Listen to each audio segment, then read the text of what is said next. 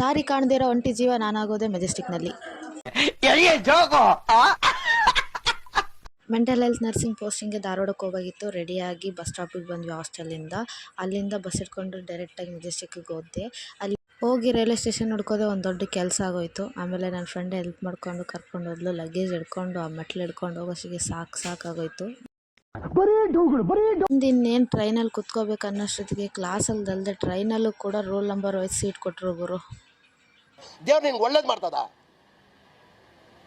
ನಿನ್ನ ಜನ್ಮಕ್ಕೆ ಹೋಗೋ. ಸಮಯ ಕರೆಕ್ಟಾಗಿ 9 ಗಂಟೆಗೆ ಅಲ್ಲಿ ಬಿಟ್ವಿ. 12 ಆದ್ರೂ ಟ್ರೈನಲ್ಲಿ ಯಾರೂ ನಿದ್ದೆನೇ ಮಾಡಲಿಲ್ಲ. ಯಾಕೆ ಜನರೇ? ಬೆಳಗಿನ ಜಾವ 4 ಗಂಟೆಗೆ ಅಟೆಂಡೆನ್ಸ್ ತೊಗೊಳಕ್ಕೆ ಶುರು ಮಾಡಿದ್ರು ನಮ್ಮ ಮ್ಯಾಮ್ ಪ್ಲ್ಯಾಟ್ಫಾರ್ಮ್ ಮೇಲೆ. ಸೊ ಅಲ್ಲಿಂದ ಡೈರೆಕ್ಟಾಗಿ ಹಾಸ್ಟೆಲ್ ಕಡೆ ಮೂವ್ ಆದ್ವಿ. ಅವರು ಡಿಮನ್ಸ್ ಕಡೆಯಿಂದ ಒಂದು ಬಸ್ ಫೆಸಿಲಿಟೀಸ್ ಇತ್ತು. ಅಲ್ಲಿಂದ ನಮ್ಮ ಹಾಸ್ಟೆಲ್ಗೆ ಹೋಗೋಕ್ಕೆ ಶುರು ಮಾಡಿದ್ವಿ. ಕರೆಕ್ಟಾಗಿ 4:15ಗೆಲ್ಲ ಧಾರವಾಡ ಹತ್ರ ಇದ್ವಿ. ಅಷ್ಟೇ.